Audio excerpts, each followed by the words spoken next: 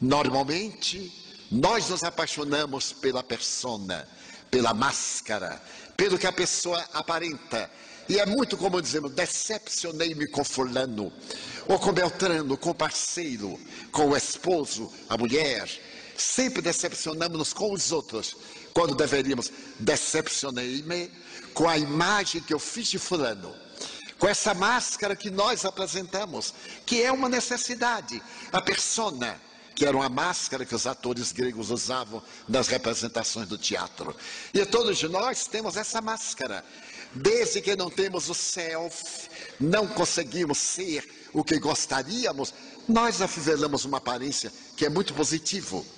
Um notável psicólogo e teólogo americano escreveu o seguinte: eu não lhe digo quem sou, porque você não me receberia. Porque todos nós temos algo mítico, uma herança ancestral do inconsciente coletivo, a respeito da magia. Como eu não posso ser uma pessoa perfeita, eu me ligo a alguém que para ser o meu modelo e exijo que ela seja o que eu não consigo lograr. E claro, como a pessoa não é aquilo, chega um momento em que eu noto que não corresponde à minha expectativa e digo que a culpa é dela, decepcionei-me com a pessoa, quando eu deveria dizer, decepcionei-me com a imagem que eu projetei daquilo que não sou.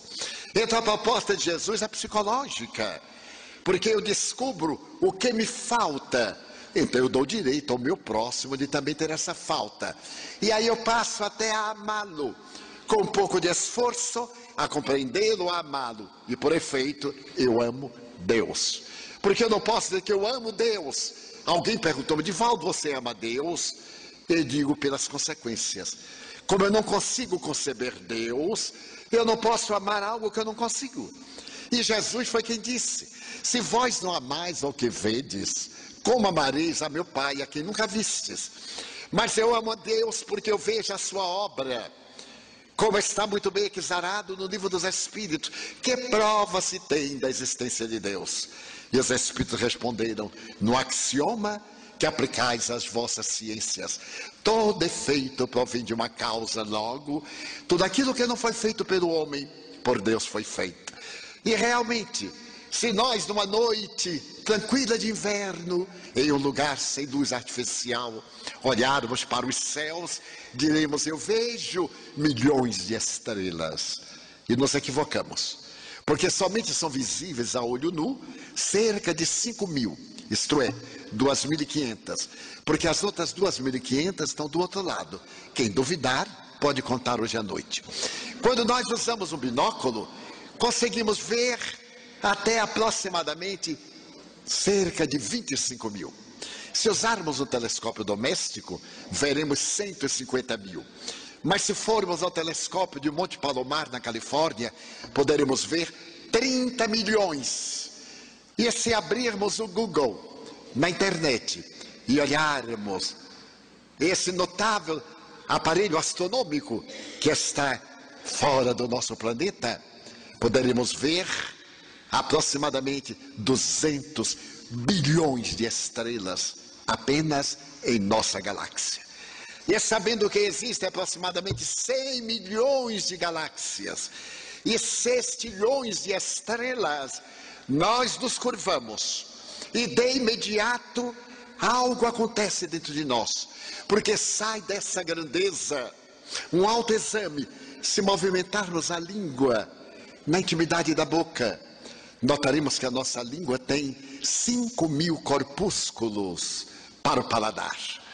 E aí vamos fazer uma análise do nosso cérebro, com aproximadamente 100 bilhões de neurônios para as comunicações. Levamos a mão à cabeça e estamos tocando o mais notável computador que sequer pode ser imaginado, porque foi o cérebro que fez o computador. E nenhum computador até hoje logrou penetrar na intimidade total do cérebro. Então nós temos que proclamar que algo conseguiu, causa primeira, inteligência suprema, realizar esse macro e esse microcosmo no qual nós nos encontramos. Então nós amamos. Esse sentimento de amor expande-se. Daí Jesus realmente é o modelo Como Allan Kardec interroga as entidades venerandas na questão 625 da obra básica, o Livro dos Espíritos. Qual o ser, pergunta ele, mais perfeito que Deus nos ofereceu para servir-nos de modelo e guia? E os Espíritos contestaram a mais sintética resposta da filosofia universal: Jesus. Jesus, portanto, é esse ser. Esse homem incomparável veio na Palestina, naquela Palestina tumultuada, para poder apresentar uma filosofia que um dia, não muito distante, há de tornar-nos criaturas realmente dignas, por causa das suas sublimes referências a respeito do amor. Por isso esses dias são semelhantes àqueles. A ciência e a tecnologia deram-nos conforto, prolongaram a vida humana na Terra.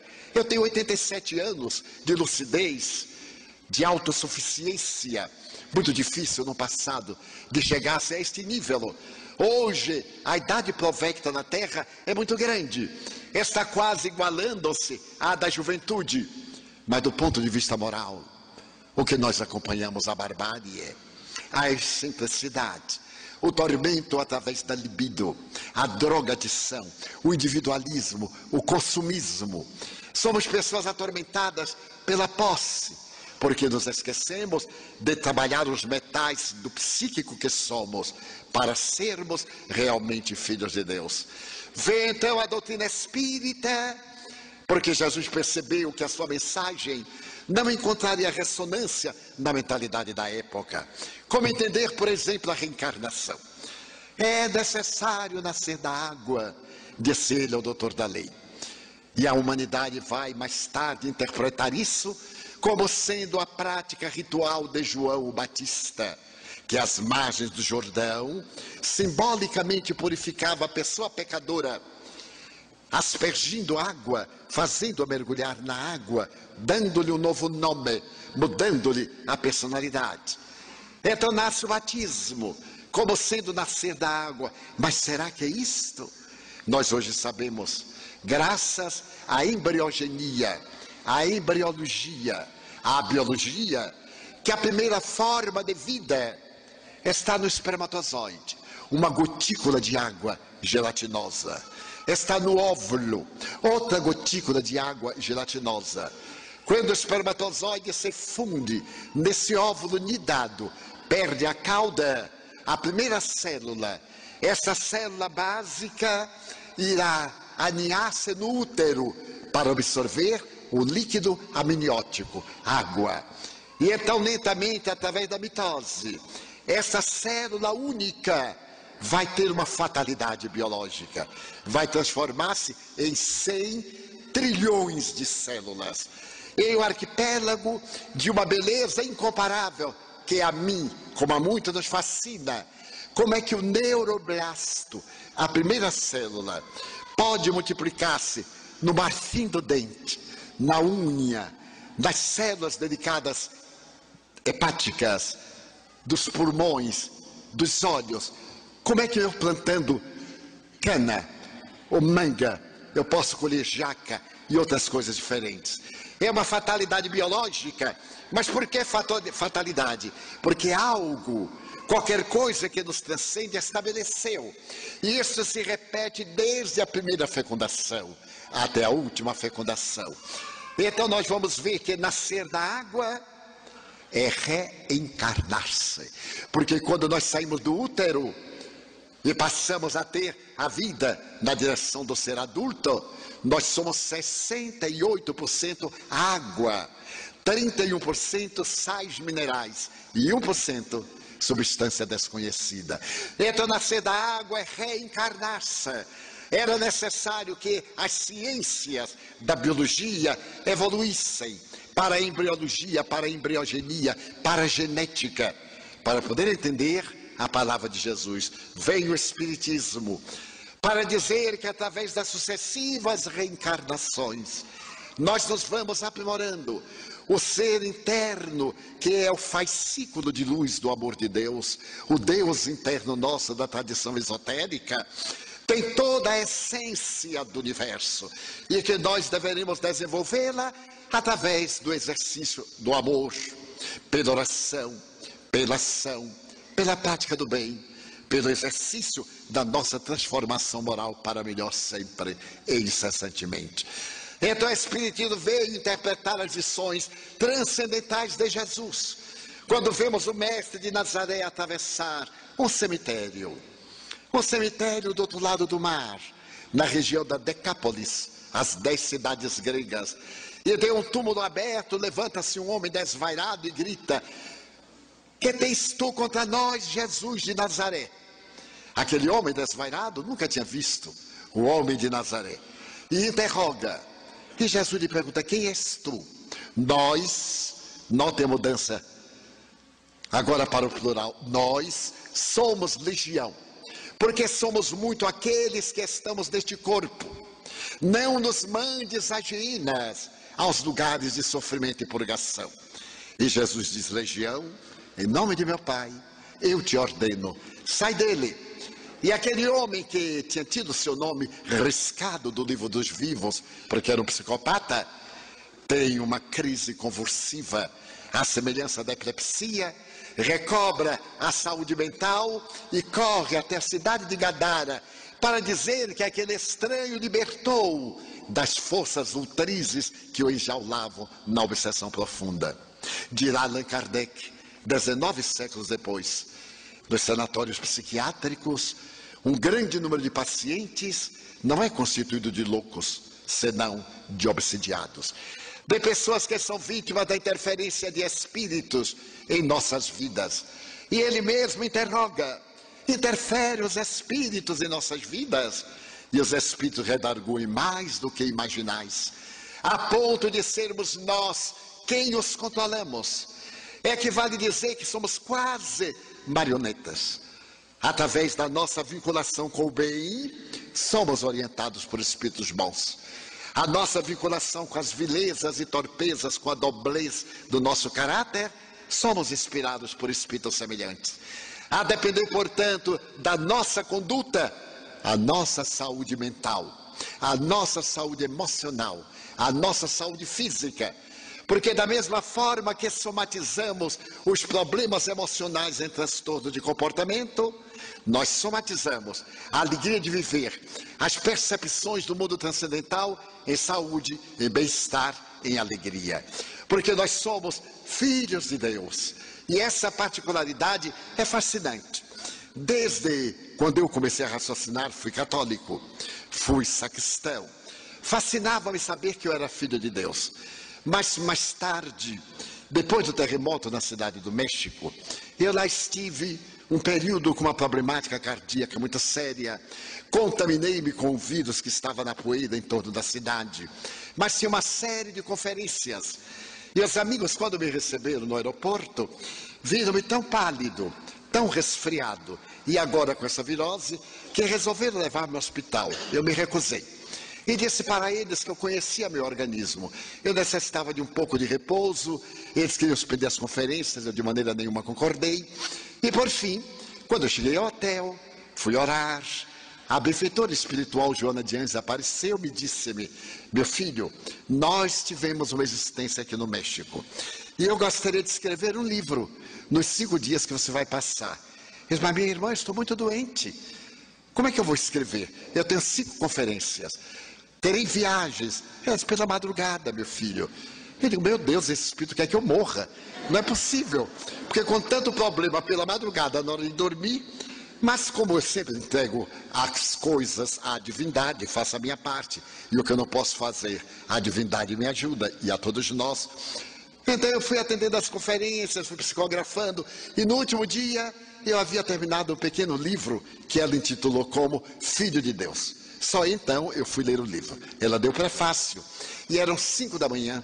Eu abri a janela do 24º andar do hotel que eu estava e vi a cidade do México, mergulhada naquele imenso pântano azteca, os edifícios inclinados, os velhos edifícios de pedras, as torres ultrapassando as nuvens, o céu salpicado de estrelas. E eu estava lendo esse texto: tu és filho de Deus, tu és herdeiro do universo. Eu então tive um insight, como diríamos em linguagem moderna, caiu a ficha, e digo, mas eu sou filho de Deus, quer dizer que o universo é meu. Olhei as estrelas, olhei a cidade do México, e ela estava ao meu lado. Ele disse, minha irmã, eu sou mesmo filho de Deus? Sim, todos nós somos filhos de Deus, mas eu sou herdeiro do universo? É, meu filho. Minha irmã, quando é que eu vou herdar o universo? Ele disse, quando Deus morrer. Então eu estou esperando até hoje que Deus morra para herdar qualquer coisa. Então isso fascina, essa propositura extraordinária que tem como base central o exercício sublime do amor. Amor de que tanto temos necessidade nos dias de hoje. O Espiritismo então veio para poder explicar aquilo que à época dos ensinamentos de Jesus não podíamos entender. Quando eu vejo, por exemplo, dois físicos quânticos da Universidade de Harvard, os doutores David Bohm e Stewart Wolf, quando nós amamos, quando nós perdoamos, quando nós temos amizade, quando nós fazemos o bem, os neurônios cerebrais, além das energias eletroquímicas, emitem ondas em forma de fótons. Os fótons aglutinam as moléculas. Quando nós odiamos, quando nós temos ciúme, coisa que é muito rara, quando nós temos sentimentos negativos, esses mesmos neurônios produzem vibrações como elétrons.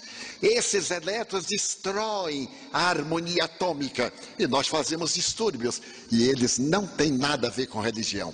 São físicos nucleares. Então eles vêm confirmar, através da ciência, o postulado do amor. Então o amor é bom para quem ama. Fascinante é poder amar. Não é maravilhoso ser amado? Todo aquele que deseja ser amado é criança psicológica.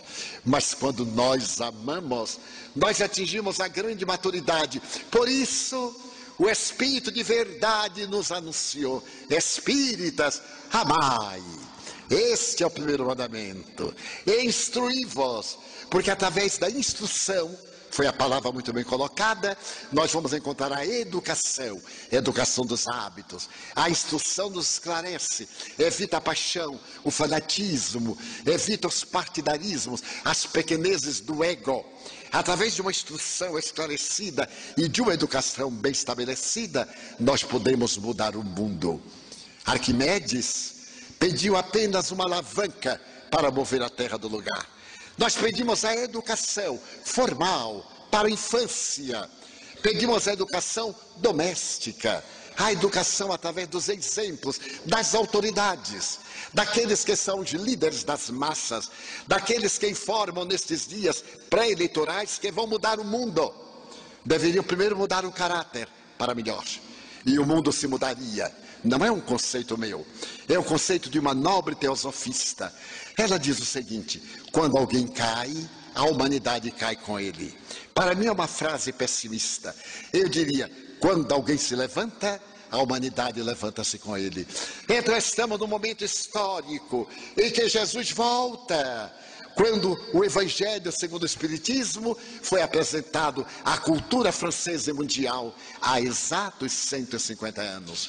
Estamos celebrando, portanto, o sesquicentenário de publicação desta obra consoladora, que é o Evangelho de Jesus, que são as boas novas a respeito do reino de Deus. No livro dos Espíritos adquirimos a certeza da imortalidade da alma, adquirimos a certeza da comunicabilidade dos espíritos.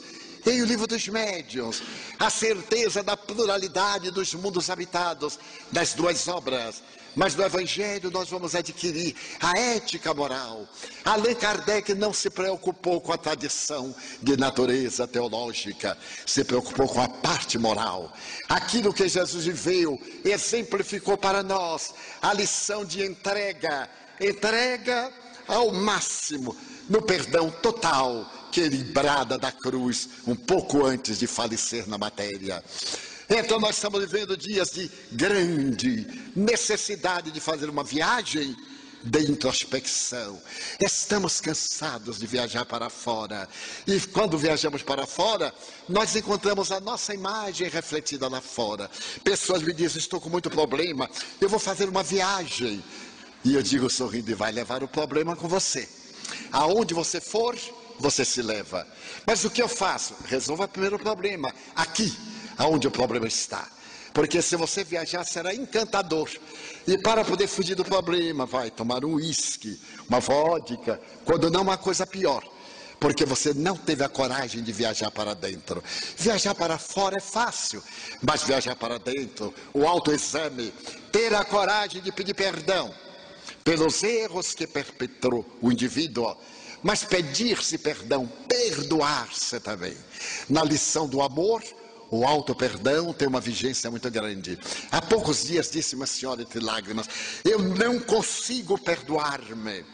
E eu disse, quanto lamento, minha senhora. Como lhe deve ser difícil perdoar aos outros. Porque essa senhora é tão dura para com a própria vida, quanta crueldade essa deve ter no coração. E por que não se perdoa? Porque eu não consigo entender por que fiz. Eu digo, não necessita entender. Dê-se o direito de ser criatura humana. Permita-se ter humores, ter estados emocionais. Uma noite mal dormida pode modificar o nosso comportamento no dia seguinte. Uma fagulha de um conflito pode nos levar à exasperação. Somos criaturas humanas falíveis. Até então, a única exceção é Jesus Cristo. Então nós temos o dever de auto-perdoar-nos, mas não temos o direito de continuar no erro, que é uma coisa diferente. Então eu me perdoo a cada vez que me equivoco, inspirado em Santo Agostinho. Quando Allan Kardec pergunta qual o método prático mais eficaz para ser feliz neste mundo e superar as más inclinações, questão 919 do Livro dos Espíritos, os mentores responderam, sábio da antiguidade, já vou disse, conhece-te a ti mesmo. E Santo Agostinho comenta, fazei como eu, diariamente, quando me ia deitar, fazia o exame de consciência, este exame de consciência. E quando eu notava que havia cometido equívocos, no dia seguinte eu me reabilitava. E quando eu percebia que estava certo, eu prosseguia em palavras gerais. Então nós deveremos fazer o autoexame, quem sou eu? E quando algo nos acontecer, ao invés da pergunta convencional, por que eu? Deveremos fazê-la, por que não eu? Sempre que desencarna um ser querido, nós perguntamos, mas por que em minha casa? Por que na minha família? Meu Deus, desencarnam 7.000 pessoas por minuto no mundo. Então alguém tem que ser da nossa família, porque só tem que desencarnar os outros. Nós ficaremos para semente por acaso? Será que nós teremos que sobreviver? Por que não eu? E então mudarmos de atitude e por amor ao ser que viajou, nós emitimos ondas de ternura, de misericórdia, de gratidão. Eu vi dos lábios de um neuropsiquiatra no Rio Grande do Sul, numa conferência que ele fez, a seguinte frase: vós, os religiosos, tendes palavras para consolar os que choram quando morre alguém da sua família. Mas eu que sou agnóstico, que não tenho nenhuma fé religiosa, quando alguém chega para mim, como neuropsiquiatra, e diz, doutor, estou a ponto de suicidar-me, morreu um filho querido, morreu o meu parceiro, morreu alguém a quem eu amo, eu não aguentarei. Eu tenho uma resposta. Quanto tempo esse ser querido viveu com você? X anos, X meses, um dia. Então, agradeça o dia, o mês, os anos. Não pense na morte, pense no período que você desfrutou ao lado desse ser querido. Agradeça ter tido alguém que de tal forma deu beleza à sua vida, que a sua ausência é lamentada com infinita ternura, com imensa saudade. Então a morte se descaracteriza, mas o Espiritismo vem em nosso socorro e diz, esse ser querido vive. Assim que ele possa, retornará. Se foi bom para com você, ele será melhor a partir de agora. Mas se não foi tão bom, ele necessita de você. Ore por ele. Envolva-o em carinho, em ternura. Se ele fugiu pela porta estreita do suicídio, caindo no terrível abismo, envolva-o em compaixão, porque mais do que nunca ele necessita da sua afetividade. Ninguém pode imaginar o que teria acontecido. Um surto. Está demonstrado psicologicamente que a 90% dos suicídios nós temos transtorno de natureza bipolar da afetividade. E a estatística prevê que no ano 2025 a maior incidência de óbitos será pela depressão. E a maior incidência de causa do óbito, o suicídio. Por quê? Porque nós somos vítimas de 3 fatores da nossa cultura: a ansiedade, o medo, a solidão. A ansiedade é um fenômeno natural. Eu me recordo do Pequeno Príncipe. Se tu dizes que vem às 4, desde as 2 que eu te espero. É uma ansiedade saudável. Mas se a minha ansiedade leva-me ao tremor, à taquicardia, à sudorese gélida, se me leva a uma certa inquietação, é patológica. E nós somos pessoas ansiosas. Eu tenho certeza que uma boa parte do auditório está ansiosa para que eu acabe logo. Eu não vou acabar logo. Portanto, pode acalmar, relaxar, porque não vou acabar logo.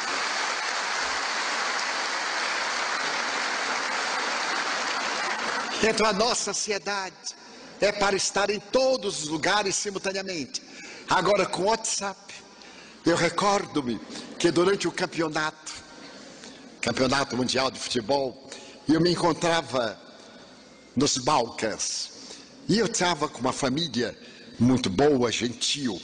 E um dos jovens, a toda hora recebia aquele assoviozinho, chegou um WhatsApp. E aí ele, por fim, ele me mostrou um deles. Eu, de telefone, aliás, até eu tenho um G5, deixa eu me exibir, G5. Mas eu só sei telefonar, nada mais. Já tentei de tudo para os 2 dedinhos funcionarem, não consigo. Porque aprendi datilografia com 10. Como é que eu uso 2? Então, quando eu vejo essa moçada conversando e mandando mensagem,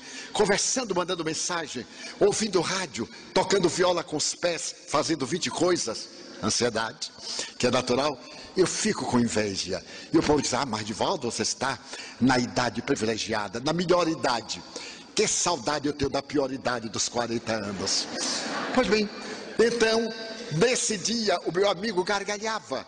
Eu perguntei: o que é que está acontecendo? Ele disse: Divaldo, você viu que o Brasil ganhou para a Alemanha, você sabe, não é? Olha aqui o que está. Ele disse: ganhou? Foi. Ganhou assim de 1-7. Foi a vitória do Brasil para a Alemanha. E olha aqui o que eu recebi. Era uma mensagem muito peculiar que dizia: estamos entrando em campo, gol da Alemanha. Estamos olhando a natureza, gol da Alemanha. Gol da Alemanha. Eu digo: nossa, calma com tanto gol da Alemanha.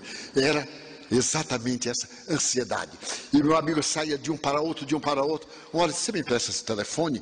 Para quê, Divaldo? Para eu também participar da sua ansiedade. Peguei e coloquei o telefone no bolso. Toda hora o telefone tremia. E meu amigo olhava e dizia assim: acalme um pouco. Desfrute daqui, você está na Croácia. Ele disse: é mesmo, eu estou na Croácia. Eu digo: olha, montanha, coisa que lá no Brasil não tem. Mar, coisa que lá no Brasil não tem. Gente, olha quanta coisa, você está na Croácia. Aí ele riu e disse: você me acha ansioso? Eu digo: de jeito nenhum. Acho você desequilibrado, porque isso não é ansiedade, já é desequilíbrio. Então nós vimos essa época da ansiedade, a época do medo. Nós temos medo da morte, medo da doença, medo de perder algo, medo da traição. Temos medo de amar. Alguém me disse assim: eu amar para ser descartado? Eu disse: mas por que você vai ser descartado? Pois eu amo muito e pouco me importa se o outro corresponde ou não. Porque o bom do amor é amar. Não é agora receber a recompensa, porque aí é um negócio. É negócio da afetividade. Mas nós fomos educados assim, a retribuir às vezes para pior. E também temos a solidão. Solidão a 1, solidão a 2. Solidão no meio da multidão. Agarofobia. Nós temos essas manifestações do quê? Do individualismo. Jesus então nos proclama a necessidade da união, a necessidade da confraternização, a necessidade do amor, a necessidade do perdão. Nesses dias, portanto, tumultuosos, o Evangelho de Cristo esplende, à semelhança de um amanhecer em plena noite de escuridão. A palavra do Mestre chega suave: vinde a mim, ó vós que chorais, ó vós que sofreis, tomai sobre vós o meu fardo, recebei o meu jugo, suave é o meu jugo, leve o meu fardo, vinde, eu vos aliviarei. Então nós agora diremos: Senhor, tem misericórdia das nossas infinitas necessidades e recebe-nos, dando-nos teu fardo de ternura, o teu jugo de amor. E então nós cantaremos: quanto eu gostaria, Senhor, eu gostaria de ser uma via láctea de estrelas, para que as noites da terra fossem mais belas. Mas na minha pequenez, eu te digo desta vez, já que eu não posso ser um sendal de astros, deixa-me ser um pirilampo na noite escura, iluminando a amargura de quem anda na solidão. Eu desejaria ser como a chuva generosa, que tombando sobre a terra porosa reverdecesse o chão. Mas se eu não conseguir, eu te quero pedir para ser um copo com água fria, para matar a sede, a agonia de alguém na desesperação. Eu desejaria ser um jardim de flores de todas as cores, para embelezar a terra. Mas na pobreza que minha alma encerra, se eu não puder ser um jardim, deixa-me ser uma rosa solitária na frincha da rocha, colocando beleza no altar da natureza. Eu desejaria ser um trigal maduro, para de pão repletar a mesa da humanidade. Mas na minha fragilidade eu não vou conseguir, então eu te venho pedir para ser um grão, que caindo no chão, se multiplique no milhão, e enriqueça da humanidade a mesa com a bênção do pão. Senhor, eu gostaria de ser a montanha altaneira, de onde se tivesse a visão da terra inteira, em paisagens iridescentes. Mas quem sou, na impossibilidade de lograr, eu te quero rogar para ser uma pedra, pavimentando o chão por onde os heróis seguirão, no destino da amplidão. Eu queria ser uma escada, que ajudasse alguém a ascender às alturas, mas nas minhas amarguras eu não lograrei, então eu te rogarei para ser o primeiro degrau. Desejaria, Senhor, ser uma árvore frondosa, para derramar sombra no chão, ou pelo menos ficar à sua sombra, para quando alguém passar pelo meu caminho, de mansinho ele perguntar: olá, para onde vais? E se ele me interrogar: quem és tu? Eu lhe direi: sou teu amigo, dá-me tua mão, irei contigo, sou teu irmão. E lado a lado eu cantaria: Senhor, eu gostaria de ser poeta, esteta, artista, cantor, para declamar a beleza da tua mensagem. Porém me falta o êxtaro, a magia, a beleza, a harmonia, e como nada sou, então eu te digo que te amo a ti e te agradeço porque nasci. Muito obrigado, Senhor, pelo teu amor, pela vossa atenção. Muito obrigado, senhores.